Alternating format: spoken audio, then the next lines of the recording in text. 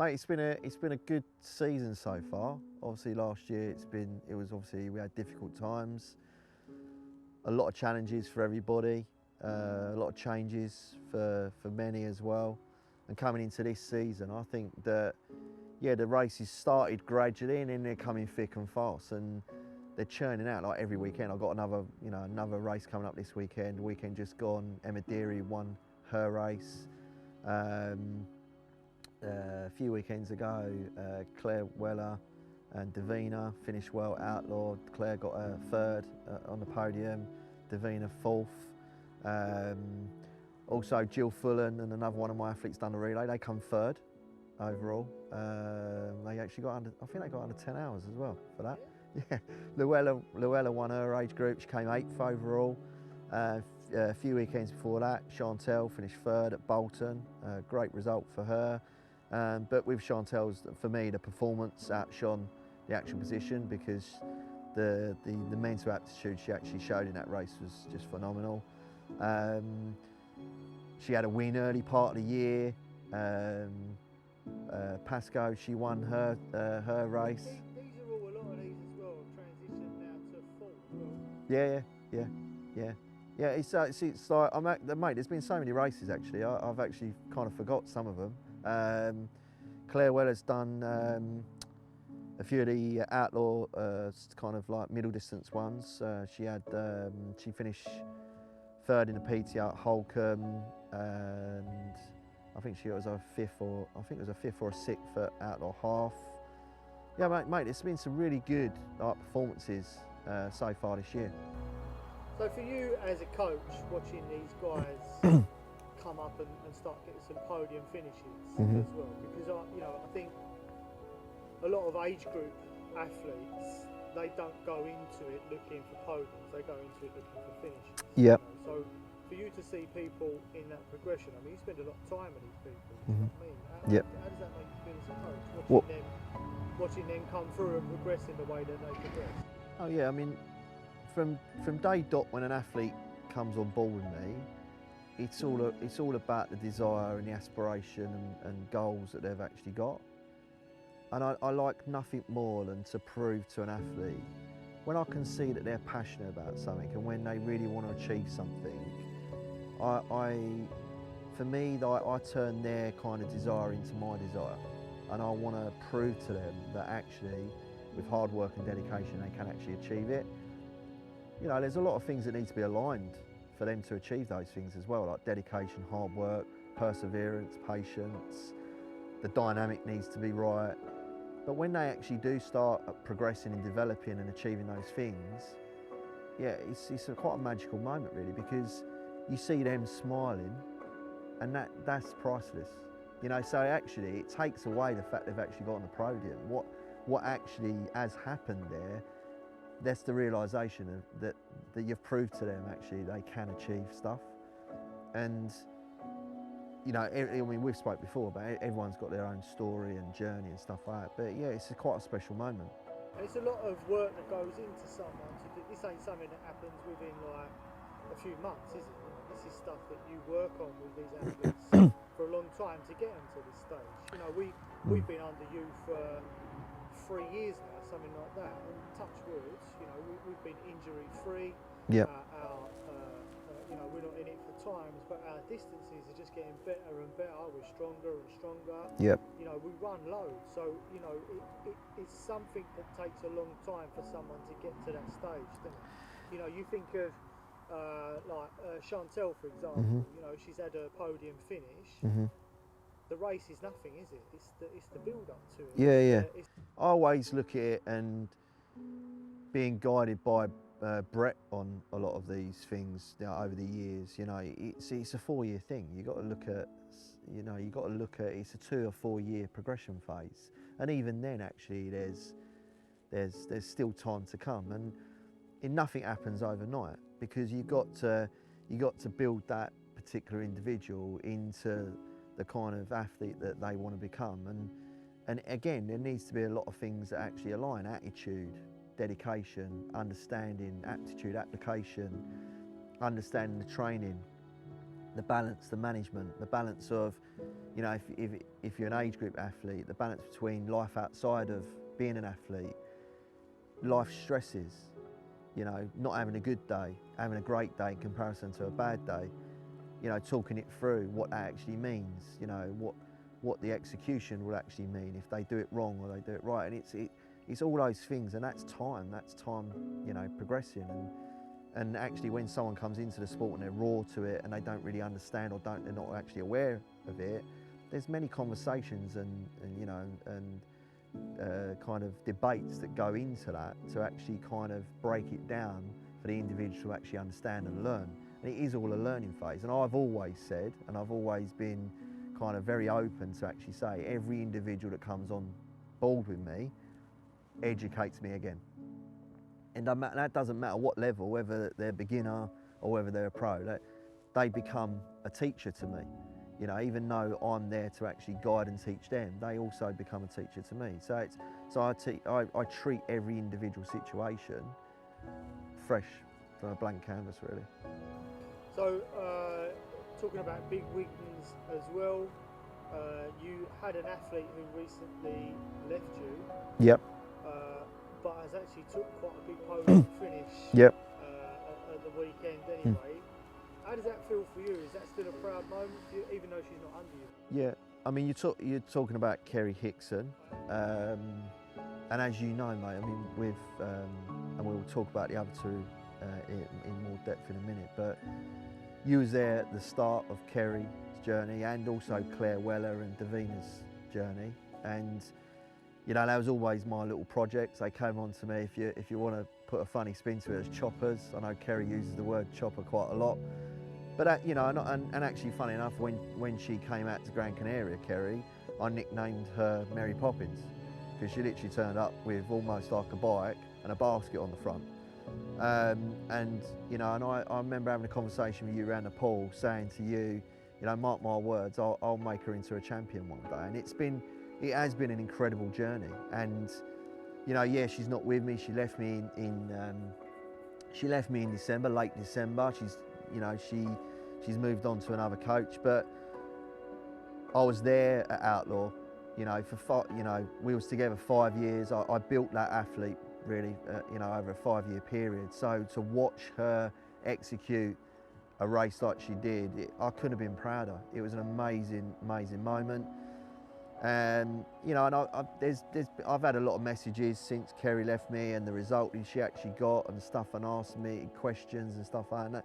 That doesn't really need to be discussed. But for me, you know, things happen, you know, in this sport. You know, athletes leave coaches and you know, that's just coaching. But, you know, there's been a lot of work that's gone in to get Kerry to be the athlete she actually is today, and she's moved on to what I would regard, and I've got every respect for the coach she's actually with, and I hope they go on to achieve some big things, and I wouldn't be too surprised whether they do as well, and I wish them all the very best in their journey. But for me and my own part of watching her achieve what she achieved at Outlaw was quite a special moment for me. And we've had we had our little kind of moment together as well on the race course. I think she was on her last lap, and I kind of geared her up a little bit, and you know, told her that it was a magnificent performance by her. You know, and I've had a text exchange with her since. You know, and that's all that really matters, really. You know, it doesn't really matter what's kind of like expressed on social media. You know, this is part and parcel of the sport. But yeah, I'm very proud of her achievements. Moving on to Davina, you've got to be equally as proud of Davina. Yeah, another one, Davina came on board with me, and this is the thing, you know, like Davina and Claire turned up on age group camps, and that's when we started to working with each other, and they were, for a better word, choppers. But the thing is, like, this comes back really from a situation I read about with Brett once, you know, turning age groupers into professional athletes or making them almost a professional athlete. And okay, I've not done that with Davina, but I've done that with Claire. Claire's a professional athlete now. But, you know, it was a challenge of mine. You know, like Brett said to me once in St Moritz, you know, what do you want to do? Do you want to you want to, you know, do you want to kind of work with some of my up and coming pros, or do you want to go and do it yourself? And my question to him actually was, what would you do, or what did you do? And he said, well, I didn't have the opportunity to work with pros. I had to go and make them into pros. And I was like, well, that's what I'm going to do then. And actually, you've seen that, you've been at that journey from the start and watched Davina, Claire, and Kerry go from the transition of being complete beginners in the sport, really raw, not really knowing what the hell it's all about. Going, you know, from, you know, you're seeing Claire now, she's a professional athlete. She came third in the same race where Kerry won, and Davina came fourth. You know, for me to have Kerry, Claire and Davina, okay, Kerry's not with me, but to see, because I was there at the start of that journey, and obviously you've seen that, to watch them achieve that result, that's quite special for them. Yeah, it is special for me, but it's also like to prove to them that they could achieve that. That's quite a special thing. And you know, I hope they all three of them go on and achieve more things, and I'm pretty sure they will do. And it's only the start for all three of them, really, if I'm really honest. So yeah, so Davina, mate, I couldn't be prouder of her performance, because she never believed that she could actually do an iron distance race. So for her to finish, yeah, that was both Claire and Davina's long distance debut. So you know, I always knew it was going to be a tough day at the office for both of those two, because you know, I never publicly put it out there. I knew Kerry was going to be the favourite. You know, you know, for many years I built her. I always knew she was going to be a tough cookie to beat. But I always knew how my guys, Davina and Claire, I knew what they needed to do at the same time to put themselves into a position where they had a fighting chance. For Claire, I knew she had to have the bike of her life to at least have a chance of getting on the podium. You know, so I knew, mate, I knew the race, how that race was going to pan out, and actually the way it finished was actually how I had it on paper. But yeah, it was, you know, and to have Davina finish fourth, yeah, it was special. It was quite special. So just touching a little bit on Chantel as well now, like yep. her finish. Yep. Oh God, man, like I'm proud of that, because obviously we sponsor her. Yep. You know, I'm proud of that as yep. well. What an achievement for her. Yeah, again, like different levels, and you know, there is levels in terms of where she was when she came on board with me. But you've been part of her journey. You've seen her journey also. Which, you know, yes, it's kind of like a privilege, the fact that you've seen those kind of journeys and seen them kind of flourish. But like, yeah, you're a massive part of Chantel's journey now, and to see, I mean, let's start at the beginning. She won a race, a 70.3 race, at the beginning of the year. That was in March in Spain. And then she stayed in Spain to do the Girona, the Spanish Championships, the Girona race, which was a PTO race, and she finished fourth there. She'd done it, you know, that was her debut iron distance race as well, and she executed a great race, you know, for her first iron distance race. And then off the back of that, well, actually, before she went out to Spain, I said to her, I want you to do Bolton. And I'm not so sure she was massively keen, but once we'd done Girona, once she settled down, and she was like, I want to do Bolton. I'm confident I can give that a crack. And it gave me a smile, really, because I knew she was up for the challenge. I knew she had to go into that race with bite in order to achieve something special. But what, for me, and I was at Bolton, what I see in Bolton that is critical for me in understanding what she's like as an athlete and what she can do and what her potential is going forward, was the heart and desire that she actually had. She's done really well in the swim. She led for a good part of the swim, or most of the swim, really. She exited the water with Nikki Bartlett, Kat Matthews, and then not really too sure what happened on the first lap, but on the second lap of the bike, she was leading the bike. Her and Nikki, Kat was behind, and then I think she held the lead for a period of time, but obviously then it all changes. The weather changed as well. Kat went into the lead, Then she dropped back Chantel. I mean, then let's not forget, she's up against, I mean, Kat went into that race, I think she was ranked 10th in the world. I'm not 100% sure where Nikki Bartlett is, but they're world-class athletes, you know, and Chantel's an up-and-coming athlete. She held her own, you know, and my message to her was to make sure that they know you're there to have a fight, you know.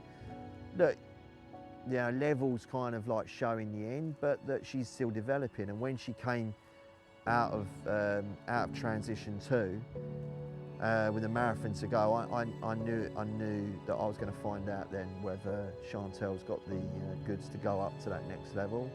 And you know, you have to watch these things as a coach every step of the way in an athlete's progression. But she searched for something deep that day, and she found something quite deep as well.